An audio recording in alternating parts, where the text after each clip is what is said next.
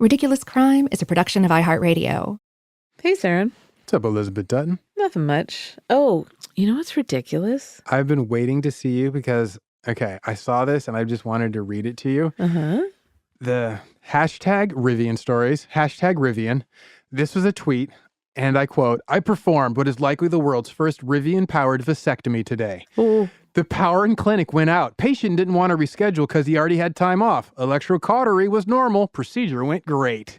So somebody out there was like, they signed up for their vasectomy. Doc's like, I'm sorry, man, I got a problem. No power in the shop. Patient's like, I saw you got a nice new Rivian out front. Can you run a little drop cord to that? Maybe we can hop this thing on. Now, apparently, I didn't know this. You only need to power a couple things to do a vasectomy. So you need to run the extension cord from the truck's outlet of the bed to the Aaron 950, a high-frequency desiccator that prevents blood loss during the operation. That's it. And then also you needed a fan in the patient room because it was hot, because there was no power. So the fan and the desiccation machine, the rest was just scalpel and knife and like clamp, that kind of stuff. So it's total success. The doctor said the procedure itself went great. It just went as normal as one could go. Ah, the modern world. Why do you keep making that face? I'm like the spinning wheel on a Mac, or like just the frozen. Yes. just like, You just kept making the same face. just Once I flatlining. started talking, you're like, There's just so yeah, right, Rivian powered ridiculous. vasectomy. That's ridiculous. I'm done. Oh, this modern world. I love that it's like, okay, you know what? If there's a hurricane and we're without power, don't worry. Dude, We can still. Yeah, we can get this done. We got a Rivian. I know a think guy that who we got a should just, vasectomy and he came back to work and he tried to work, and then his stuff swelled up so bad that he passed out and we had to send him back to the hospital. I'm sorry, but I am not going to feel bad for him because the stuff that women he's show trying to be a up tough and guy. work through, Yes, it was not come on. even, didn't compare. Yeah. I mean, a lot of times women will have procedures and a doctor will, you can go back to work after an hour. And I'm always thinking men couldn't do that. Yeah, they wouldn't even tell men they could do that. They would just be like, you're going to probably need to stay here tonight. And a Rivian. I love that he rubbed in you got a Rivian outside. Yeah, Those things totally. are ridiculously expensive. That's super cool. Hashtag Rivian. Hashtag Rivian. Okay, that is cool and ridiculous. And I'm still processing it. Do you want to know what else is ridiculous? I love ridiculous. Being an incredible con man with no regrets, who gets away with millions over his career and runs with free thinkers of his time and even uses Hitler as a pawn in one of his scams. Oh my God. We're just short-circuiting each other today. I'm over here. I'm making the face now.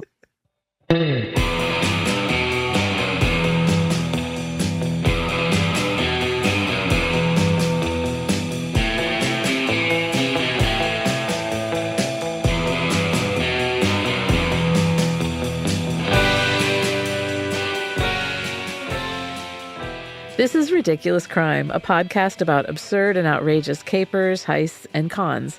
It's always 99% murder-free and 100% ridiculous. I have a mega con for you today, Aaron. Yes.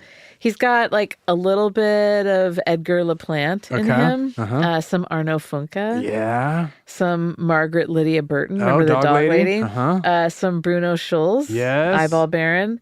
Maybe a little Billy Miner going on. He's kind of a hero of the people. He is a melange of ridiculous criminality. His name is Joseph Weil. Weil. W-E-I-L. Okay.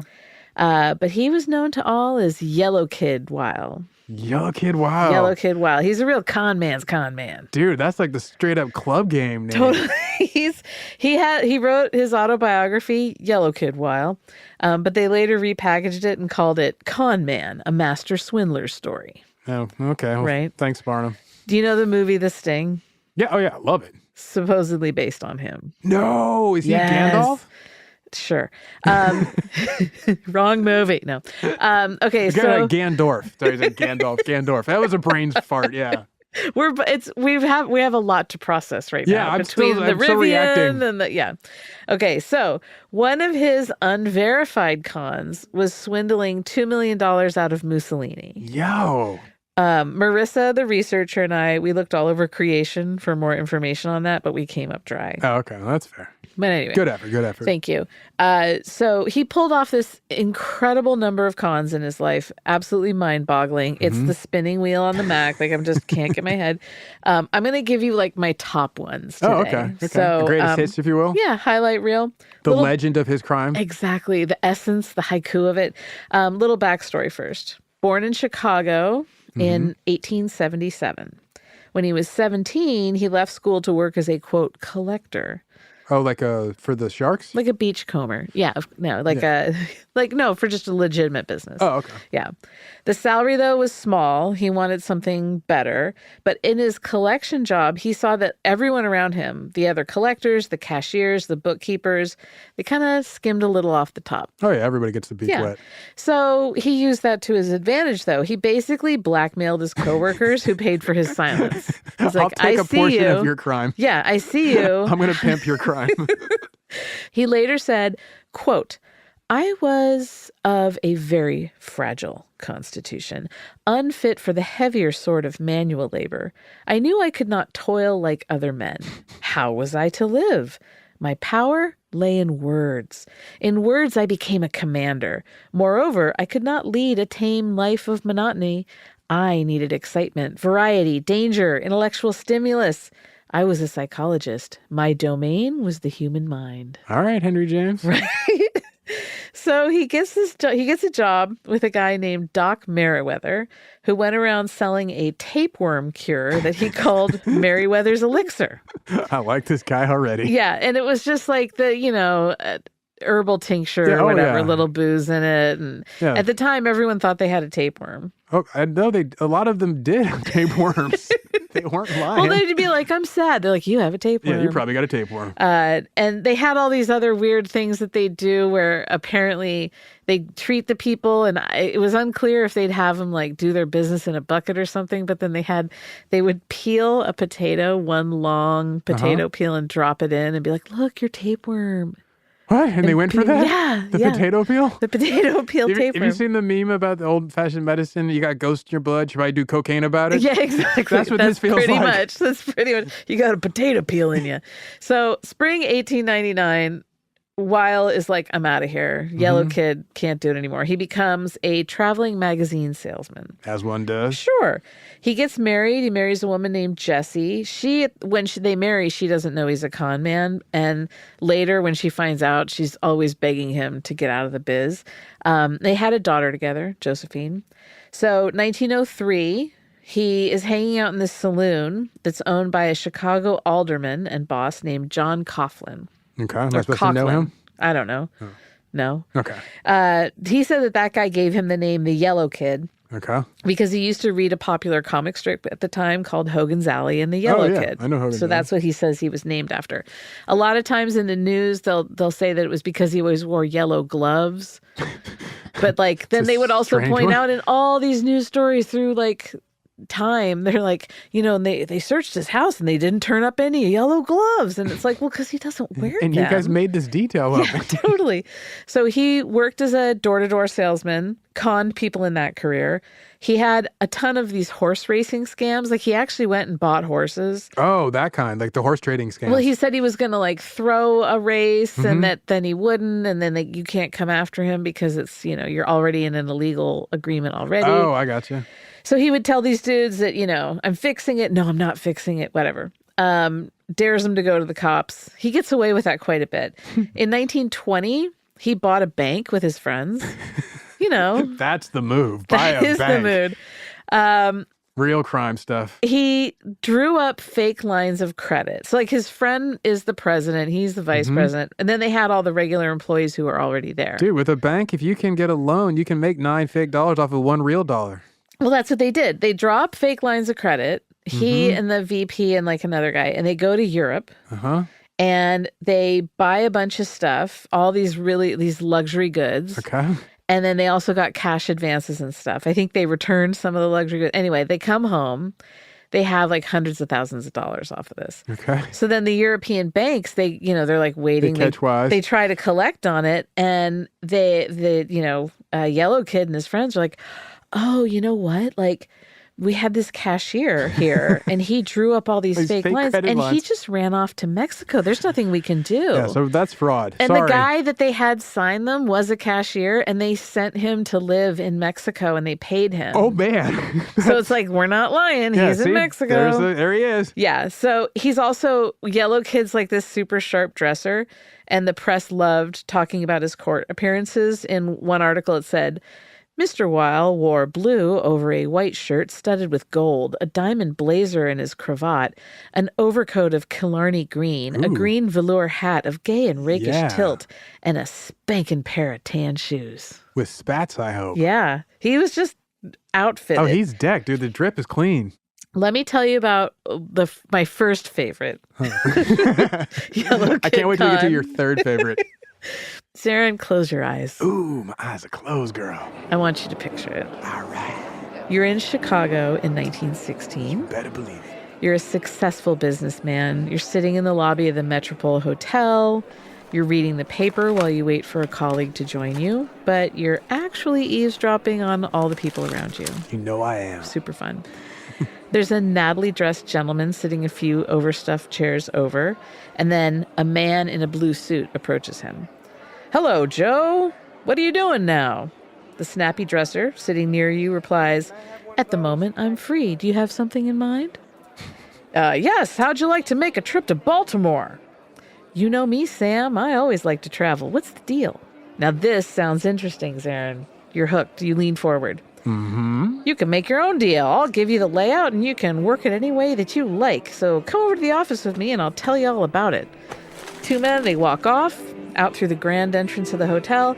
You just witnessed the birth of an incredibly ridiculous con. Oh, I love being there at the start. So Joe, the sharp-dressed man, that's Yellow Kid.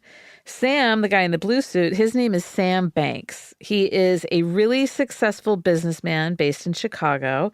He had just opened up a Boston office. Mm-hmm. What does Sam do?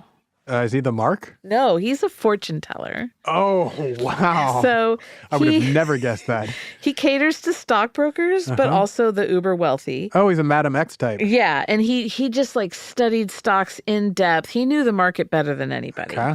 But they knew him as like a magical fortune teller, not like some staid advisor guy.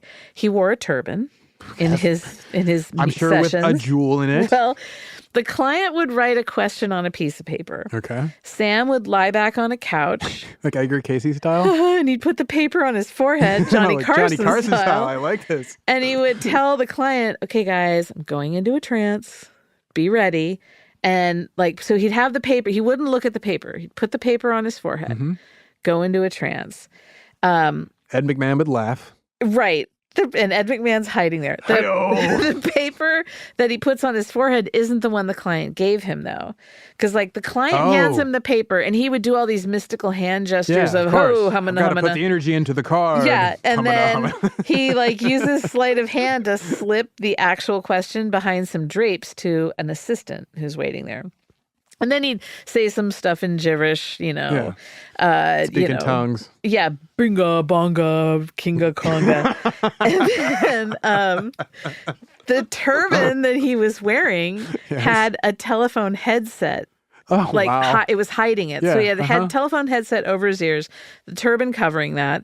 A wire from the headset went down his back to a metal connection in his shoes. Oh, okay. And then he had the metal connection in the couch. So when he lies back and he puts his feet to the end of it, it makes the circuit. Yeah. So he then, at the couch, had a line that went behind this curtain to the assistant. That's really smart. So he's not connected. He can get up and move around. Yeah. So yeah, he's basically wireless at that point. So he lays down. The assistant would read the question over the telephone line.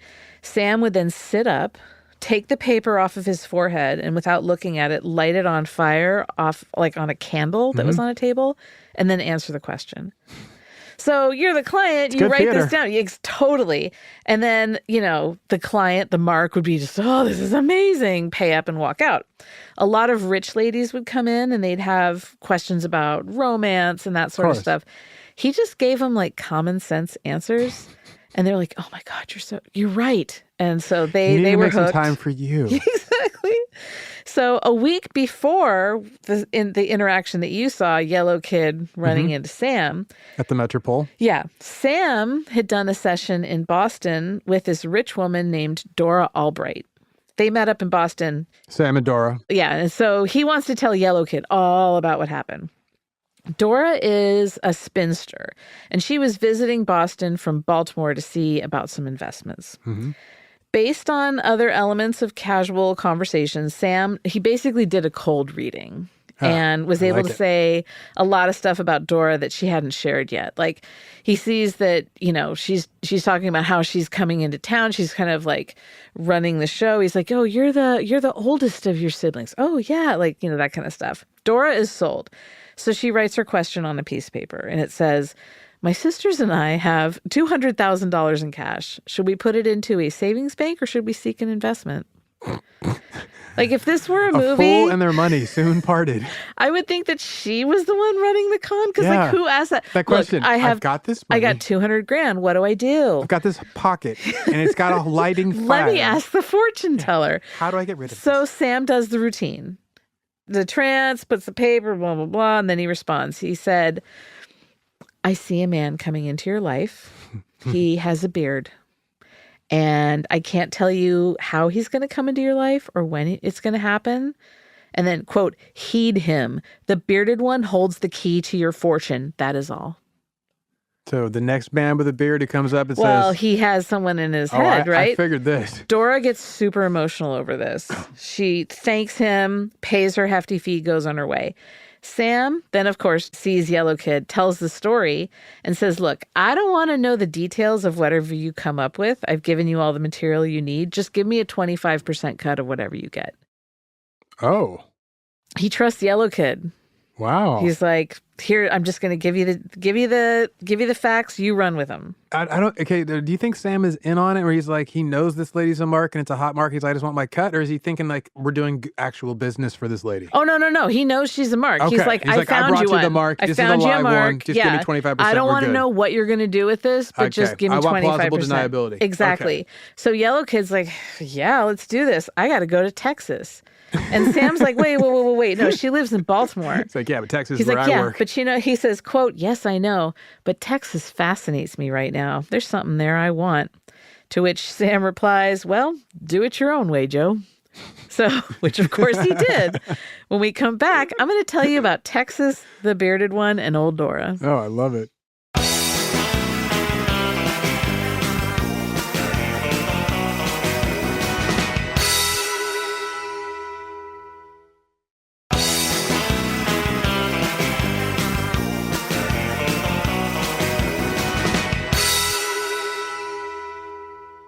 All right, Zaron.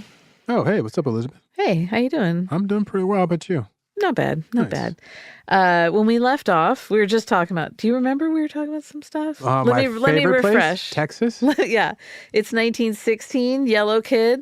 He has a lead from his friend Sam that Sam the fortune teller, that there's a spinster in Baltimore who's got an extra $200,000 cash. Sam lays it all out for him. Yellow Kid's like, guess what? Perfect. I'm going to Texas. By the way, $200,000 then is like $5.5 million today. I was wondering. Yeah. Thank you. Yeah.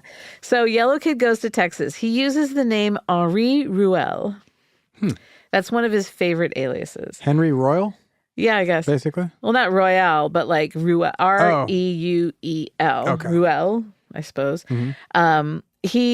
He goes there and he buys 1,500 acres of land at $1 an acre between Standard Oil and the Texas Company, which is now Texaco. Okay. So he buys this big 1,500 acre plot. He then drives to Baltimore. He wrote, quote, my car was a Fiat, imported and custom built. It was expensive, powerful, and luxurious. So he just hammers down from Texas to Baltimore. It was a Saturday evening when he rolls into town. He purposefully stalled his car in front of Dora's place and then goes and asks to use the phone. Sorry. Has he worked on his beard? Oh, no, he always had a beard. Sorry. Oh. He always had a beard. Okay. Yeah, from like the jump. So that's why when, she's telling this line and Sam, the fortune teller, is hearing it in his head, he's like, all right, I'm going to say beard because Yellow Kid's going to be all over this one. So he knows there's no way he's going to get a mechanic out there until Monday morning because it's Saturday night. Okay. So he knocks. Dora opens the door. She sees a man with a beard. He's like, hello, I am Henri Ruel. Dora lives with her sisters. She's like, sees this man, sees the beard, is like, do you want to stay the weekend?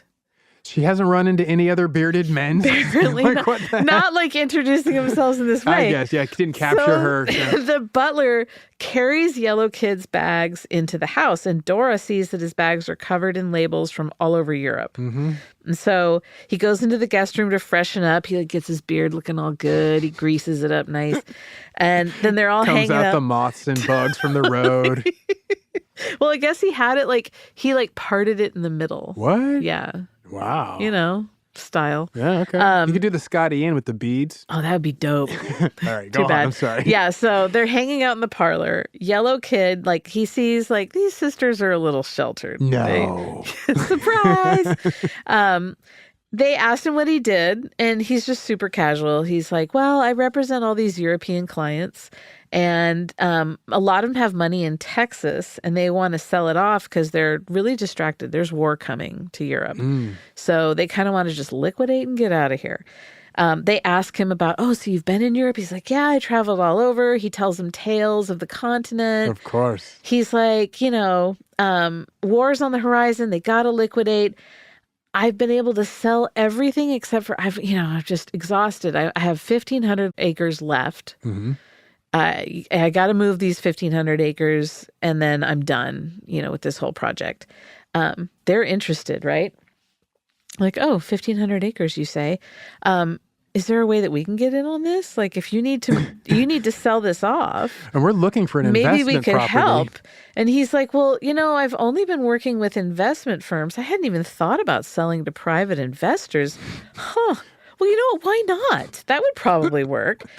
So he goes back to the guest room and he returns with these fake maps that he'd made. Like he drew up these maps that had like the where the area was and the real maps, but then he had like the mother pool, which was just like his guess on maybe there's oil there. Like he just made it all up. Like Permian Basin. Yeah. Chance. So he agrees to sell it to them. I'm going to give you a huge bargain. $120 an acre. So he bought it at $1. Oh yeah. So he left him a little. That's $180,000. Yeah, he didn't totally soak them. He left him 10%. Exactly. Then they had this nice dinner and a lot of wine to celebrate this deal. It is nice to have a good meal when you're going to get screwed like that. Totally. He has him write up a contract. He's like, I want you to go and take this, to file it with the assessor or however they're going to do it, just because I want to make sure we lock this in like as soon as possible. We need to get this notarized. Basically. And so they spend the rest of the weekend together. They go to church on Sunday. Of course they do. Yeah, he's just playing it up. Con men love church. The mechanic comes on Monday, pops it open, is like, this ignition wires, like, here, plug it back in. So fixes the car.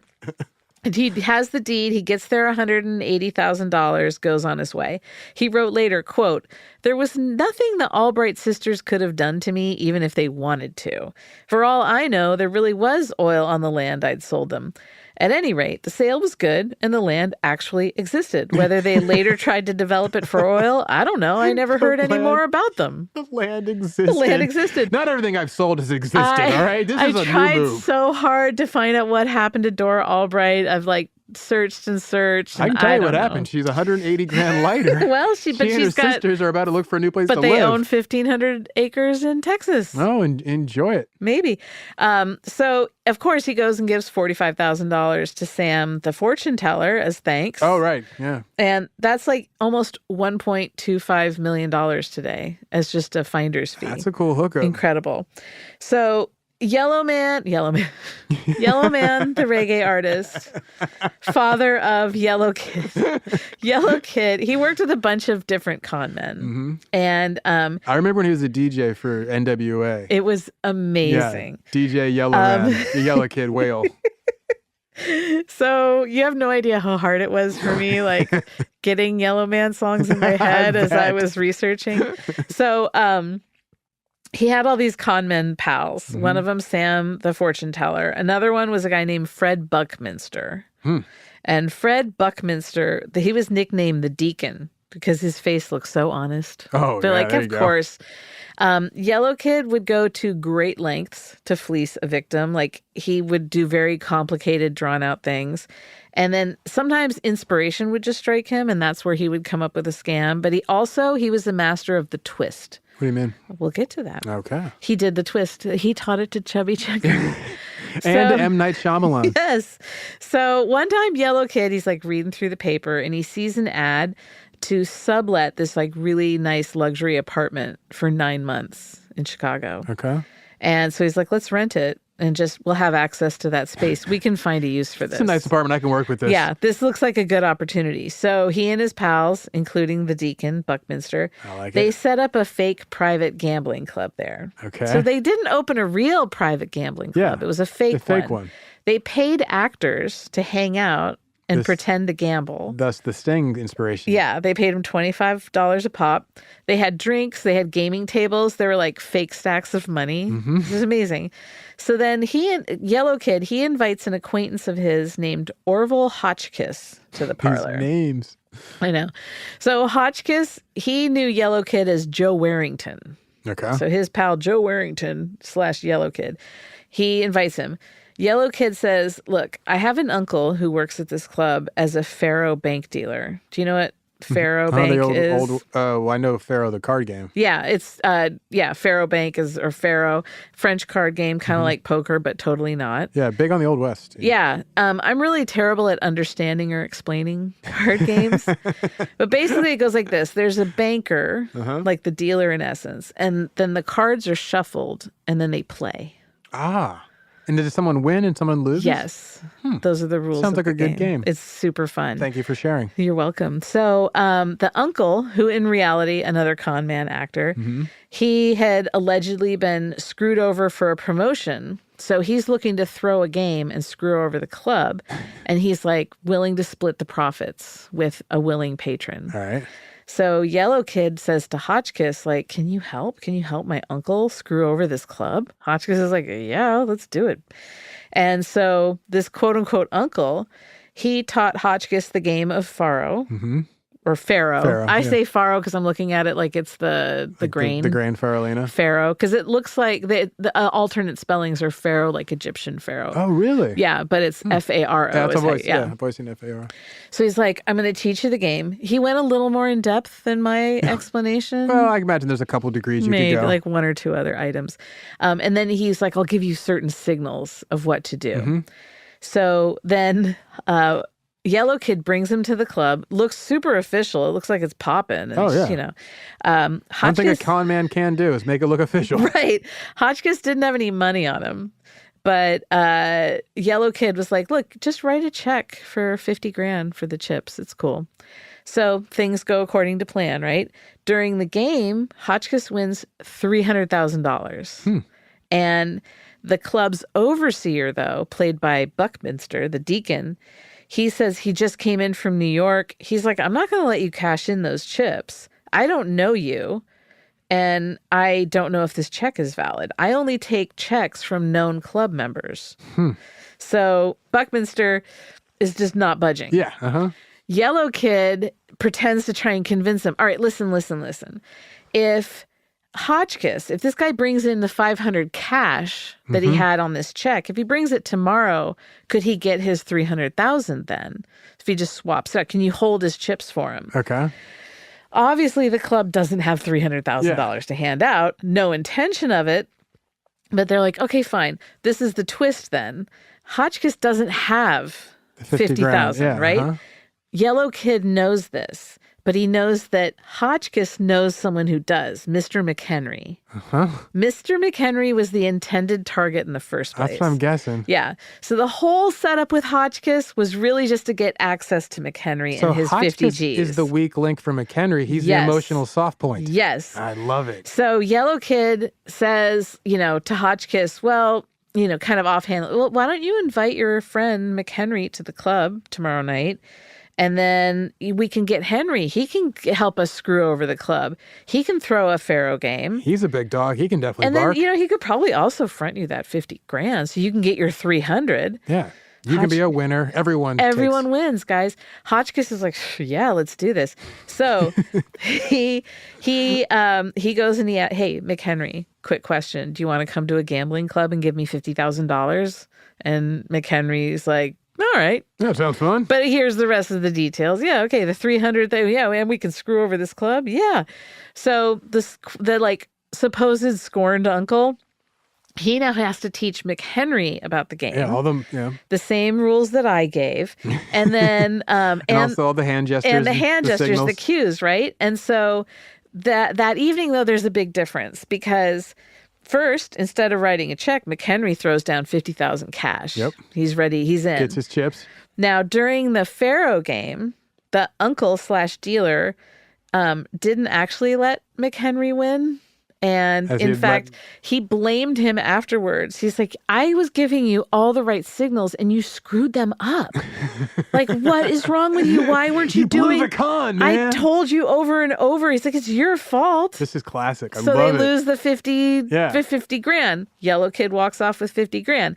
So like, he has all these, that's like a solid Yellow Kid one. Some of the ones that he did were just like silly for his own giggles, his own entertainment. So in the 1920s, Yellow Kid was a member of a bohemian discussion group called the Dill Pickle Club. Are you familiar? You're going to have to back that up. No, the Dill Pickle Club. It was a speakeasy and a theater that was in operation in Chicago from 1917 to 1935. And he was a member. It was like this haven for free thinkers. I've never heard of this. Let me tell you who some of the frequent attendees were. Please. Clarence Darrow. Oh, wow. Emma Goldman. Oh, snap. Upton Sinclair. Whoa. Carl Sandburg. This is amazing. William Carlos Williams. Jeez, poets and Kenneth Rexroth. I love this. Labor leaders like Bill Haywood. Big Bill Haywood.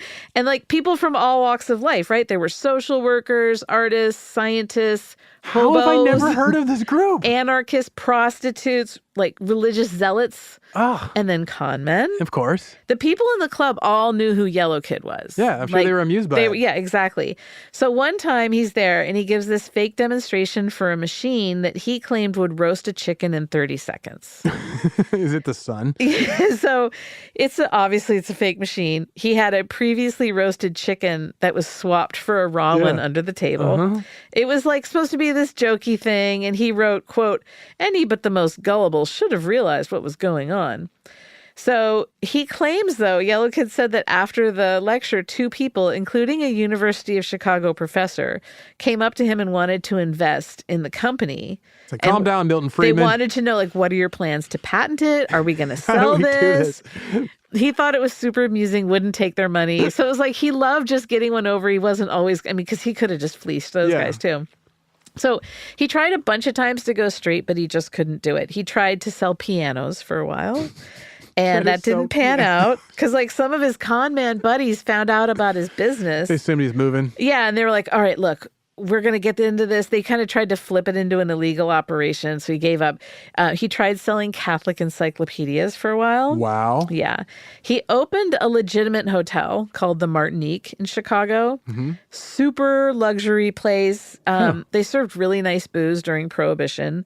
Was he gangster related? Like adjacent. He has to be. Yeah. Okay. After a while, though, like the patrons of the hotel just kept being like more and more swindlers and high-end con men. And it was like this criminal hotspot. After only a couple of months, he was in the hole for $750,000 on this hotel. How? Well, they just like everyone's like he's just doing one scam. Like it just like it started out legitimately and then it just goes like downward spiral quickly. He wants to save the hotel. So he has to burn it down. Well, he starts working with this gang that had him selling stolen bonds and gold coins. Oh, wow. He got swept up in the bust for their initial robbery of all that stuff. Okay. And he got sentenced to 5 years in Leavenworth as a result. Federal prison. And on this one, it's just like he was adjacent to it. He'd been like arrested a bunch of times, right? And this one, though, was his 3rd conviction. So the first conviction was in 1911. And a fun fact about that, on his way to Joliet prison for that, he allegedly managed to convince the detective that was with him to buy $30,000 of fake stock from him. That's amazing. On his way to prison. I love that. So then his second conviction was 1919. Here's a fun fact about the second conviction. His lawyer for that case was none other than his Dill Pickle Club pal, Clarence Darrow. Yes! Oh my Scopes, goodness. Leopold Loeb. Dude, if you're going to get a closing remarks, Clarence Darrow. Exactly. So this time, though, Yellow Kid off to Leavenworth, 5-year stretch. Let's take a break. When we come back, I'll tell you about an international and audacious scam that Yellow Kid ran. Please.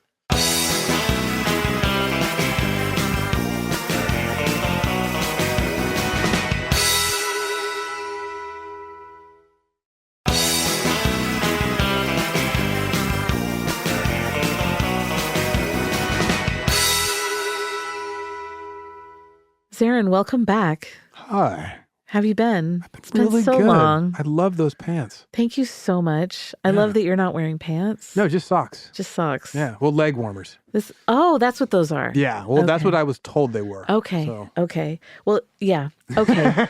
So we're talking about Yellow Kid Weil. Yes. Yellow Kid Weil, and his various con man exploits. So he did time in Leavenworth, gets out in March of 1930. Does he do the full stretch? Yeah. Oh, wow. He gets out of prison, and he and Fred the Deacon Buckminster, they go to Europe. Good on him. Yeah. So on the boat ride over, they meet two ladies. And the ladies ended up swindling them for $10,000 with the same sort of tale that they would tell victims. They're like, there's an emergency, we need money, but the money's held up and should be coming shortly. Can we give you something as collateral? Like, so here. Dirty Rotten Scoundrels on here's them. a necklace. Can you hold? And it looks really expensive, but it's worthless. So, but they're like amused by this. They're like, yeah, we got scammed. It was a good one.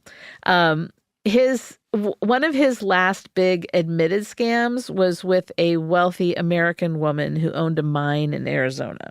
Okay. So Yellow Kid, pretending to be a famous mining engineer, he said he'd help her with it. Is there such a thing? Apparently. So, well, yeah, remember back at with the mines and the gems. With the gem field. So he gets Buckminster on board as his assistant. And the two of them, they go to Arizona all in this lady's dime, like an expense account. They're like, yep, they go and look. The mine is legitimate, but like it's not being used. So they spend the rest of the time like on vacation, just like sitting by a pool, sipping drinks. Seeing the painted rocks. Yeah, exactly. So then they go back to Chicago and Yellow Kid's like, you know what? Yeah, I will help you manage that mine. No, she wants to sell it. He's like, oh, okay. Well, you know what? You can get way more for the land in Europe than you can at home. So she agrees, right? So they go back to Europe, Yellow Kid and the Deacon. They sail to Berlin. Okay. In 1930. I'm doing the math. So got new leadership. When they get there, they make a formal written request to meet with Hitler. And it's denied. No. But they knew it. They knew that was going to be denied. That's their opening move. Well, why do you think they wanted that? The letterhead? Exactly. They want that official government stationery. Yep. So then they also make an inquiry at the German government bank, the Reich Bank, with the purpose of obtaining more. Once again, letterhead. More letterhead. Yeah, you can bleach the ink out. Totally. So they got these two pieces of paper.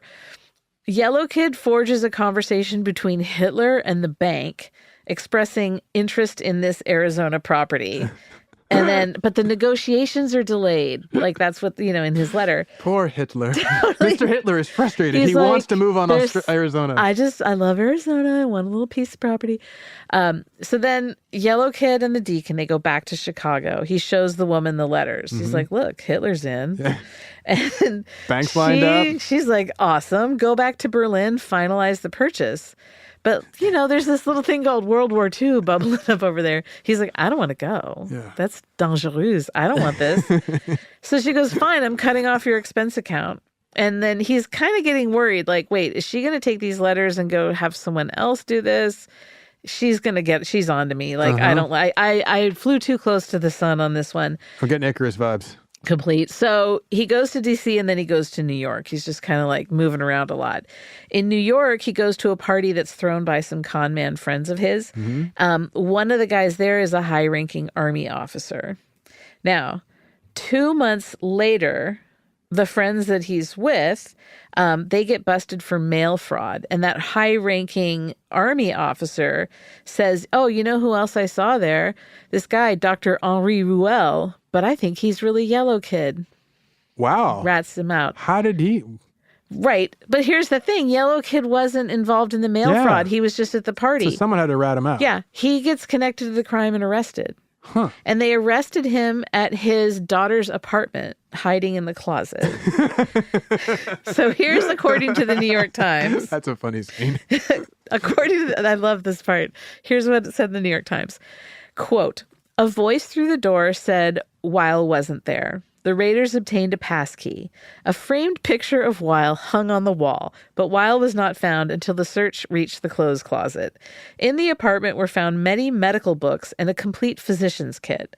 Outside was Weil's car with a physician's insignia on it. The raiders said that Weil had been posing as Dr. R.E. Durain. Letters were found indicating that, under several medical aliases, he had acquired many patients. Weil had 15 suits with London trademarks, 20 hats, 20 pairs of spats, and 16 pairs of shoes. Clean. In his wardrobe, however, were none of the yellow gloves, which won him his sober cap. Always with the yellow gloves. Always with the yellow gloves. But I love that, like, no, there's no Weil here. Well, his picture's on the wall. I don't know. Well, you know. Well, I just know about that? Dr. R.E. Durain. Yeah. Like, he had the insignia on his car. So good. Okay, so in the meantime, the woman back in Chicago, she finds out, oh, wait a second. His name isn't Dr. Henri Ruel. He's Yellow Kid. And so then she turns around and she reports the Hitler letters to the authorities. The prosecutors, now that they've got him on this mail fraud thing, they're like, we'll drop that indictment on the Hitler letters if you plead guilty to mail fraud and go to jail for 4 years. The lesser crime. Yeah. So he agrees, but he argues that, like, not 4 years. How about 1 year? That's way fair. My opening offer, 1 year. Yeah. Because he's like, look, I was just at the party. You have no proof of any crime that I've committed. So the judge is like, all right, I'll give you 2 years. And he sends him in early 1940. He gets sent to prison in Atlanta. He called it, quote, perhaps the finest of all federal prisons. And with an easy job, lots of athletic opportunities, he got to exercise. In 1942, he returned to Chicago for the Hitler letter case. But it was just a formality. Cases dropped. Hitler didn't want to press charges? No. So he wrote his autobiography in 1948. He said that since his release from the Atlanta prison, he, quote, resolved that I would never again be involved in anything that might send me to prison. I mean, we heard that before. That's common around here. After that, he did the work legally getting donations for charities, and he would get like a commission for it. So he would be able to use his skills. Yeah, charity, the second to last refuge for the scoundrel. Exactly. 1956, he's 80 years old. He gets interviewed by Saul Bellow. Oh, wow. For the Reporter. And Bellow described Weil's appearance as such, quote, the kid is now very frail, and it becomes him. Now there is a sort of fallen nattiness about him. His shoes are beautifully shined, though not in the best of condition. His suit is made of a bold material. It has gone too often to the cleaner, but it is in excellent press. His shirt must belong to the days of his prosperity, for his neck has shrunk and the collar fits loosely. It has a green pattern of squares within squares. Tie and pocket handkerchief are all of matching green. His little face is clear and animated. Long practice in insincerity gives him an advantage. It is not always easy to know when he is being straightforward. No. Every time they describe him, they mention how he's wearing green. I think we could have called him the Green Kid Weil and been a little bit more accurate. I think so. He's just, The Green Weil. The Green Weil. So that same year that he gets interviewed, 49? 56. Oh, 50. Oh, sorry. So he testified at a Senate subcommittee hearing on juvenile delinquency. And he complained about contemporary con men who used children to help con older people. And he was like, back in my day, we never did that. Never needed a child. 1959, a magazine called Man's Smashing Stories. Wow. Yeah, they ran an article that said Yellow Kid died in the Bowery in 1934. And he's like, no, hello, alive, present. Put some respect on my name. He sued them in 1962 for $100,000 for libel and won. Yes. And then he also sued Playboy for using content from his book without permission, and he won that one as well. Get him. He turned 90 in 1966, and he told reporters, quote, "Each of my victims had larceny in his heart. I never fleeced anyone who could not afford to pay my price for a lesson in honesty. A truly honest man would never have had my schemes." Wow. Yeah. That is always the thing, like the really good comments say is basically they wait for someone's greed to qualify them to become the mark. And that's what he would do. The Sting, we talked about, 1973 movie, Paul Newman, Robert Redford. Amazing film. Allegedly based on all of his scams. He never saw the movie, and he said he never wanted to. Yeah, he wouldn't watch it. Yeah. He turned 99 in 1974, and he told a reporter he had no regrets about his life. The No Regrets Tour. Exactly. Saying, quote, "I'd do it the same way again." Give me another lifetime. Just run it right back. On his 100th birthday, he told reporters the same thing, but he added, "I don't feel a day over 70. I still like to look at the ladies and take a sip of wine. I like to listen to the radio, but I'll be damned if I'll play bingo with the rest around here. It's a ripoff." It's feisty. The cops showed up on his 100th birthday. Just out of habit? Well, they wanted to present him with a police bulletin from June 4th, 1918, warning the department to be on the lookout for him. That's awesome. And then they also got a letter from Chicago Mayor Richard Daley congratulating him. You know, real recognizes real. Totally. He's like, he did the whole, who was the weatherman, the 100-year Fred Willard Scott. Willard Scott, yeah. I was thinking Fred Willard. Yeah, Fred Willard. Fred Willard Scott. It's the Jeopardy answer. So yeah, he did the Willard Scott, and he's like, "Hooray, you're 100." February 1976, he passed away at the age of 100. He spent the last 3 years of his life at the Lakefront Convalescent Center, and he actually died with very little to his name, despite, because he had that lack of funds and all this like bureaucratic stuff, red tape. He wasn't buried in the plot next to his wife and his daughter. He was buried in a pauper's grave, which I'd like to correct. He spent all his money on parties, travel, clothes, general bon vivant. Yeah, he lived it. He spent the money while he was here. No regrets. Je ne regrette rien. Probably the best way to do it. I think so. He claimed to have about 2,000 victims in his career. You say victims, I say educated populace. He educated 2,000 people. And he calculated he made somewhere between $3 and $8 million over the course of his career. He's a really good teacher. He was arrested. Now, it depends on who you ask, but he was arrested between 25 and 41 times. I like that. But only 5 convictions. That's a pretty good percentage. Not bad. He spent a total of 12 years of his life in prison. For his crimes, that's a really good rate. Yeah. And he wrote that he wasn't caught much because, quote, "I made it a rule never to let any documentary evidence get out of my hands.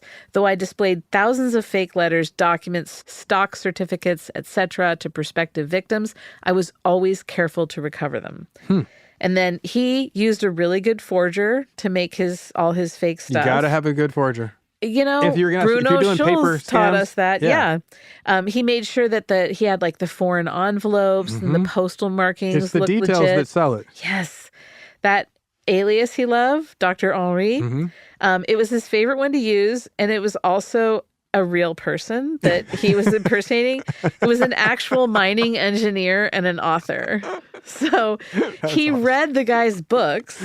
And so that he could use information in them in his conversation with potential marks. And then he also used his forger to make copies of the book jacket with his own photo on the back to cement the story. So if someone's like, "Oh, you wrote a book? Yeah, here it is." See, this is the thing about good criminals. And that's me They're on the willing to put in the effort. Details, logistics.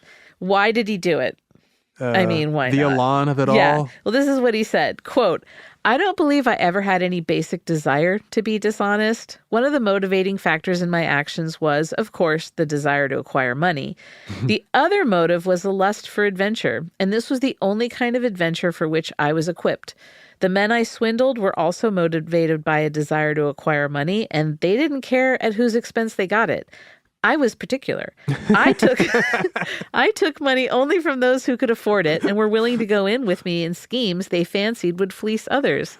See, that's the one that I'm like, okay, I like a high-minded comment. I'll allow it. Yeah. So he told Saul Bellow that his marks, quote, may have been respectable, but they were never any good. And that, quote, they wanted something for nothing. I gave them nothing for something. I'm going to remember that Here one. are his final thoughts. Quote, people will tell you that crime does not pay. Perhaps that is right, but it paid me handsomely. I feel that I have lived 1,000 years in 70. Those periods of incarceration, well, they were not always what I would have chosen, but they gave me time to relax, reflect, and catch up on my reading. The bad part about serving a prison term is not while you're doing the stretch. It's the stigma that forever clings to you after you come out. In England, it is illegal to refer to a person as an ex-convict. But in this country, you can never escape the brand, no matter how hard you try. I didn't know that about England and all that. It's a really good point. Yeah, it is a good point. So that is Yellow Kid. Oh, Weil. Dude, he's one of my new favorite con men. He's amazing. Yeah. He's an amazing character. And I love that he's little bits of everybody. Right yeah, now. exactly. And I got to read about this Dill Pickle Club, too. You've piqued my curiosity. Isn't that a good one? Yeah, I did on another project. I'd done a lot of research on Emma Goldman, and I learned a lot about the Dill Pickle Club. Huh. Yeah, everyone's heard of it. Yeah. That was a great one. Thank you. That's all I have for you today. You can find us online at Ridiculous Crime on both Twitter, while it's still around, and Instagram. That's the picture place. Email us if you want to at ridiculouscrime@gmail.com. Tune in next time.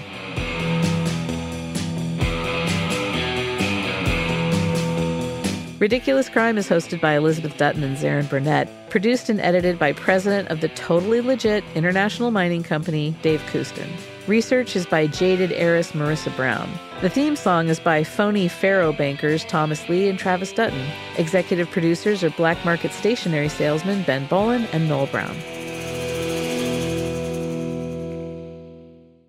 Ridiculous Crime. Say it one more time. Ridiculous Crime. Ridiculous Crime is a production of iHeartRadio. For more podcasts from iHeartRadio, visit the iHeartRadio app, Apple Podcasts, or wherever you listen to your favorite shows.